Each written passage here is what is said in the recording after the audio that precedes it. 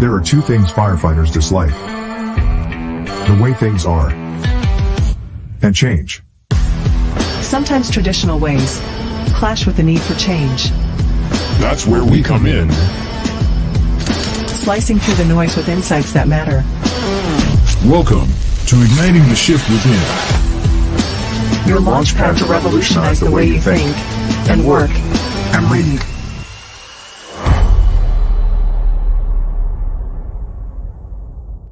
Welcome to Igniting the Shift Within. We're here to talk with some of the game changers who are shaping our profession, and they just might be breaking down some of the old school beliefs that maybe they don't cut it anymore. I'm your host, David Dachinger, retired fire lieutenant, and you can also find me hosting the Responder Resilience podcast. For more information on both of those podcasts, go to respondertv.com. Today, our guest is Dr. JT, Johnny Torgeson, and we're going to be getting into the topic of team building. Can it change your department, and can it change the fire service? Well, Dr. JT is going to break that down for us with some steps, and we'll be talking about a forging process that has to happen for change to take place.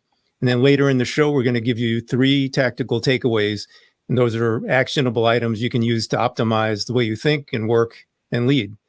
So let's talk about Dr. JT. He started his career with the U.S. Army as an NCO, and he's worked for several fire departments in the U.S. and different countries. He's become a successful business owner and a CEO in his mid-20s and obtained a bachelor's degree in business, master's in leadership, and a doctorate in strategic leadership. Currently, he works as a chief officer, college instructor, author, and speaker, and he's the author of the book, Forging Your Team, Demystifying Team Development for First Responders. Dr. JT, welcome to Igniting the Shift Within. Yeah, thank you, David. I appreciate you. I'm super humbled to be here and be speaking to your listeners. Well, been looking forward to having this conversation with you, so let's dive in. First, you've shared with me offline a little bit about your journey from entrepreneurship to the fire service. And I think it's interesting. Can you give us a snapshot into what that was like, and especially like the skills that you gained from the world of being an entrepreneur into becoming a leader in the fire service? Yeah, absolutely. My parents were entrepreneurs, and so it was something that was just part of my, my blood. I wanted to create something that was just beyond me. And so one of the best ways to do that is building a business. And so growing up in that atmosphere, it was always in the back of my mind as something I wanted to do. I initially took the journey of becoming a firefighter first. And so amongst the middle of that journey of being in the fire service, I started a health club. And so that journey of having it happen in the middle of my career truly shaped my ability to lead. What brought me to today, it all just kind of played a huge part in that. And so to back it up a little bit, starting in the fire service, I just had this growing and deep passion for wanting to be a firefighter. And so that's how I started out. I poured everything into the fire service, my entire life. And I think a lot of us can say that we all have that similar journey. It's just something that once you don't really appreciate being a firefighter till you're actually a firefighter. And you're like, oh my gosh, this is something that just becomes a part of you. It becomes your identity. And so in the midst of that, I still wanted to be a business owner. And so because of that, I opened up a franchise, and I became very successful at that franchise. And what I found out was I couldn't pour all my passion into 2 things. What wound up happening is I started neglecting my fire service career because I was just getting so much out of being a successful business owner. And then you couple that with having some inopportune leaders that weren't the best leaders in my career. And it was very easy for me kind of to segue out of the fire service. Not completely. I was still a firefighter, but for all intents and purposes, I was a paycheck firefighter. And so with that said, what happened is about 5 years into it, I became one of the top franchisees in the world for this health club. And I was just kind of on top of the world.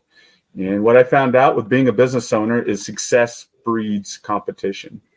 Well, my competition that I had brought in was a billionaire company. They open up strip malls, they open up big box health clubs, and basically they just wiped the floor with me to make our story really short here. So by year 8, I was liquidating the business, and I had all this passion that I needed to put into something. So guess what I did? I went Back to the fire service. back to the fire service. Exactly. And so what wound up happening with that is I wound up tarnishing my the way people viewed me in my department, because I became, for a part of my career, just a paycheck firefighter. I checked in, did the minimum, checked out, and I went back to being a business owner. And they didn't know. It was embarrassing for me. So I didn't share a lot of this with the firefighters. All they knew is what they saw. They didn't have the intricate details of all the things in my life. So make this even shorter, because I know we have a lot to go over, David. But what wound up happening is, in the midst of me pouring my energy back into the fire service, I realized that I loved leadership. I got to lead a bunch of people in my business that were relying on me with their paychecks, with their families, with their lives. And it was something that what I found that I had more of a passion for leadership than the fire service career itself, if that makes sense. And I think that's why it was easy for me to transition my mindset out of the fire service, is because what I truly loved was serving people in the highest capacity. And for me, that's leadership. And so going back into the fire service, it was, okay, this is what I want to do, but I want to do it in the fire service now. Well, people didn't view me as that. I didn't have that influence. I worked a couple years trying to build some traction with my reputation, just going to classes and being the best, most humble, firefighter I could be, a hungry firefighter, always working. But there's only a select few of people in an entire department that see that. Outside of that, it's just, your reputation that you've had for years. It's like a body of work that you kind of present over the time of your career.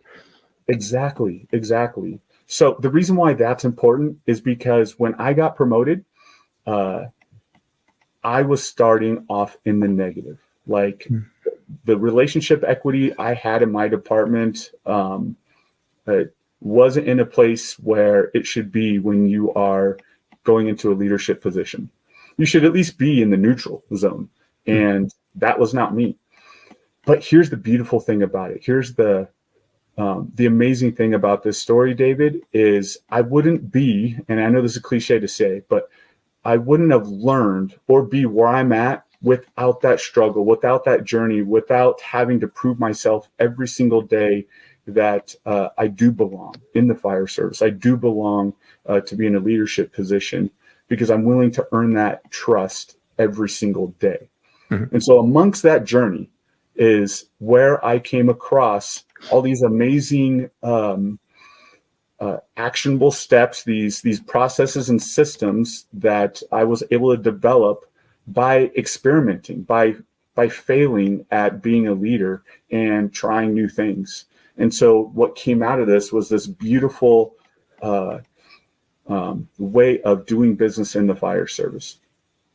So the last thing I'll say about it, as far as this journey, along that journey, I also went to school. As you can see, there's a lot of school that's involved and to get to where I'm at. And so not only was I doing this stuff in a very real way in my department, I was also learning how academia and the world says we should do these things. And so what I did is I married those things together And that's where it gave me some stuff that you can really bite into, where I was able to contrast what works, what doesn't work, what works for the fire service, what works for sterile office environments.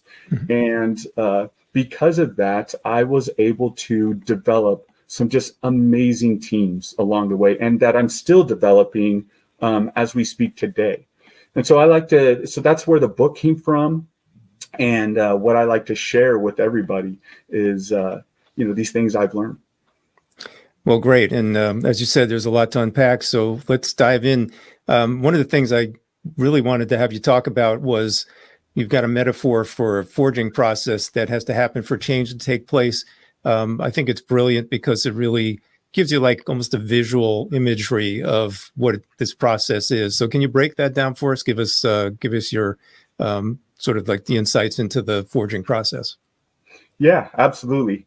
I think the biggest thing that if anybody takes anything away from this entire episode today, if they want to be a game changer, they need to understand that team development is a change management process. And those two things do not usually get connected. I found that out the hard way. No one had ever explained that to me. And so going through this change management process in order to build a team, I started to see some correlation to who we are as individuals, as people, who everyone is, as universally that is. And specifically type A, firefighters. And there's, that cliche out there, two things that firefighters hate the most. And like every single person watching this podcast can finish it. And that is change and the way things are, right? And that's typically how people are, but type A personalities are even more so. They take it up another notch, right? And so this forging process came from understanding that people are just cold, hard metal. Cold, hard metal doesn't change. People outside of some type of life-altering event, we aren't susceptible to change. And so what's an example of a life-altering event that does lead to sort of radical or actual change in, something that you've come across? Yeah. One for me that I've seen in the fire service is divorce. It's rampant in the fire service, or I would say all first responders. And it's a major life-altering event where I've seen people make radical changes in their life because of self-reflection due to divorce. Death in the family is another one. Sickness, where that's another one where people, firefighters are running, cancer is running rampant in the fire service. Yeah. And so these are huge life-altering things where people will, because their world is rocked, they're ready for change. And so, and it's a great question because that's the first step. It's okay. Well, how do we can't alter you don't want to alter someone's life like that, right? One, you don't even have the capability of that. Right. But two, how do we kind of put people in that same environment where they're ready for change? And that's where this forging process kind of starts to, pardon the pun, but where it starts to take shape. And that is, we need to put people in an environment that are conducive to change. So when you look at the forging process, there's 4 actual steps. And those 4 steps are heating, shaping, cooling, and polishing. So any blacksmith knows that. It's as rudimentary as you can get for turning a block of metal into a horseshoe or into, some type of utensil. And so that heating step is making sure that you're able to put your people in an environment to where they are uncomfortable. And what typically happens in the fire service is the first step is we try and change people. We try and change their behaviors. We try and implement change in processes and systems. And the problem with that is we're resistant to change. And so if we aren't put into an environment that is ready for change, the change is going to happen not at all or at a snail's pace, that you eventually just give up or capitulate to whatever the current standard and behavior is at the moment. When it comes to this setting the standard, you need to find some vital behaviors and set the standard extremely high on that stuff and do not let up. Okay. And then, so what that does is it truly does put people aren't going to like that at first. All these standards that you're doing, that in fact, they're not going to like you at first because of it. Because anytime we're put into an uncomfortable state, we get agitated, just like the cold metal that you put into the furnace. It's getting heated up. It's not in a comfortable environment. But in order for us to actually start making change, and when I say change, we're talking about behavioral change. And that's where people get confused. That is, we're talking about a team here. We're not talking about managing and resources and change in systems. We're talking about change in behavior to develop a team, to build a team. Got it. So first, you need to get them into a state where they are ready for change. And that's never going to happen if you have low standards on your team. And then once you finally get there, once you see that, okay, my group of individuals is adhering to a standard, now they're ready for some actual change in their life. So what does that look like? It is small, and I mean small. This is where I've made so much mistakes as a captain, as a supervisor, manager, all that stuff, is taking too large a swings with the hammer.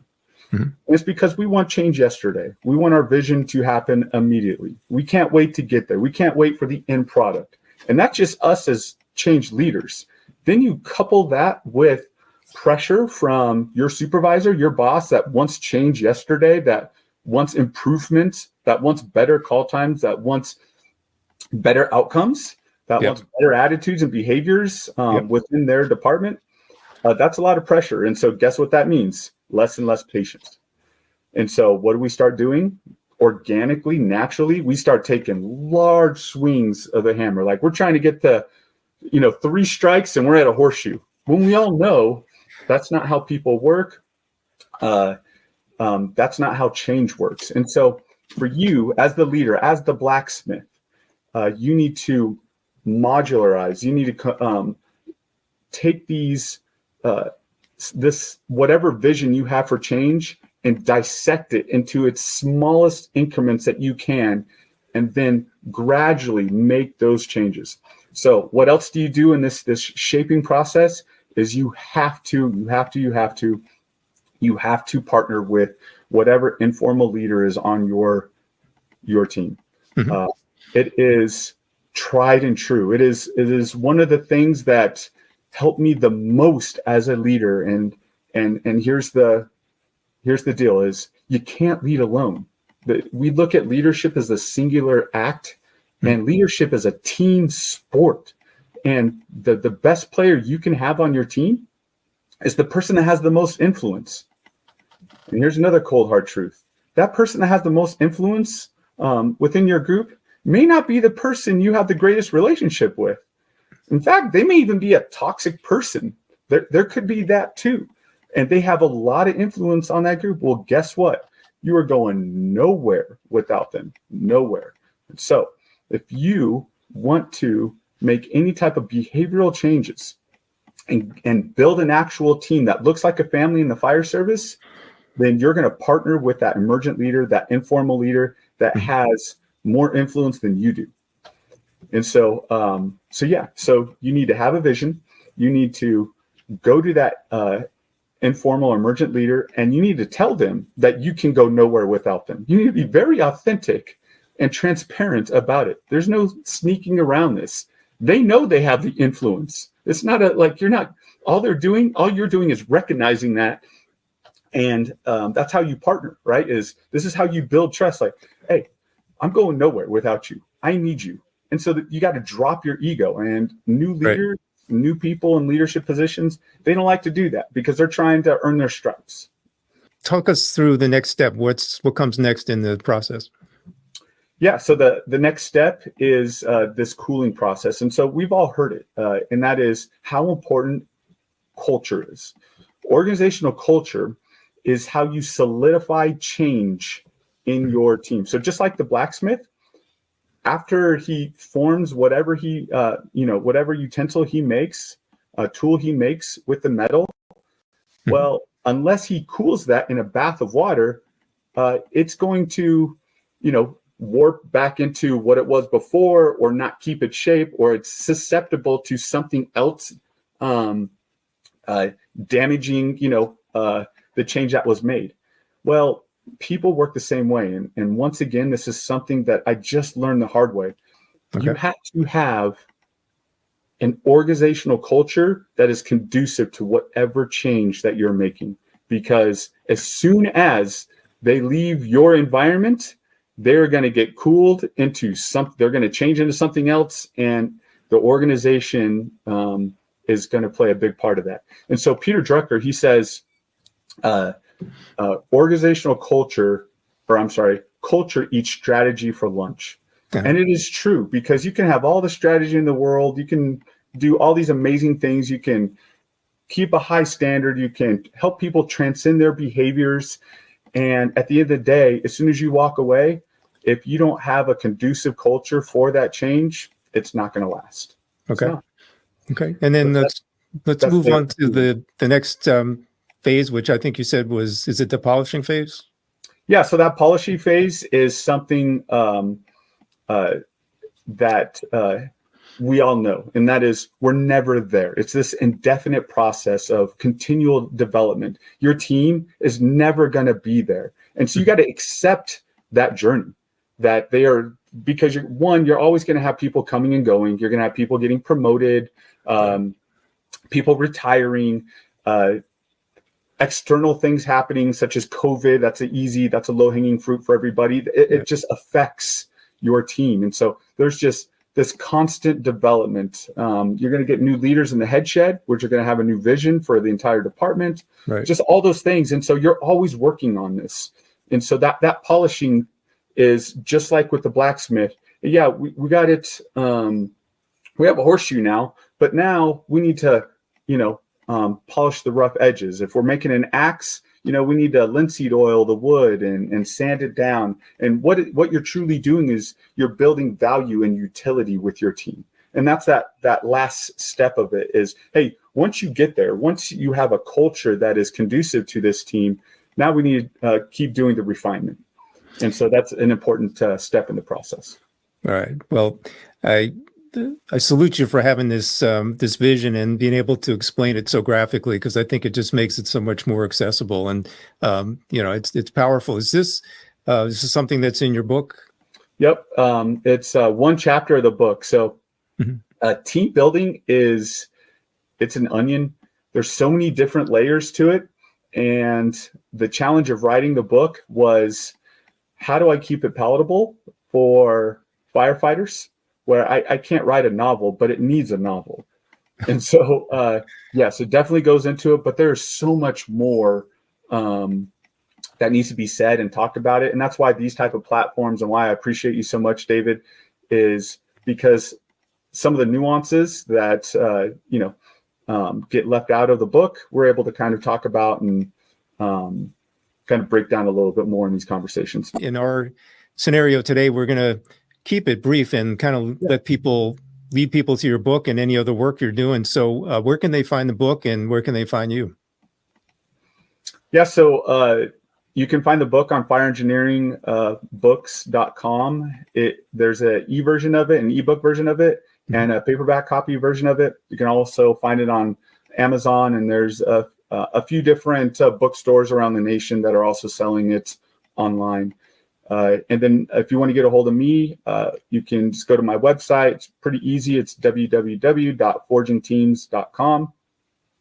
And I'll get back to you right away, and we can, discuss how I can help you. And mind you, I'm here to spread the word. And so it's not about selling books. In fact, I make very little off the books. It's not about selling speaking engagements. It's about getting the word out. And so if you want to reach out, ask any questions you want, I'm willing to help in any way I can. And that's what it's really about, is just giving back to the fire service that's given so much to me. As we wrap up, what are 3 tactical takeaways, actionable items that firefighters can use today to optimize the way they think and they work and they lead? Yeah, absolutely. Here's 3 things you could do to self-lead every single day. You need to win the shift. You need to find a way to be special, and we'll talk about that for a second, and then set scary standards for yourself. So when you win the shift, what we typically do is we surrender the day. And so what we don't want to do is surrender every shift that we're a part of. And so how you win each shift is you need to make a loose plan. You need to make sure that you're setting scary goals for that day. And then when that plan doesn't happen, you need to reset. And this is the big part of it, is when things aren't going your way, you need to find a quick win. When you find a quick win, now you need to reset by creating different goals, more goals, and build momentum. And then all of a sudden, at the end of the day, it's not a loss. You didn't have to write off the day and say, oh, I'm just going to start over tomorrow. Too many firefighters say that, like, I'm just going to start over tomorrow, or I can't wait for the weekend, I'll start over next week. No, win every day.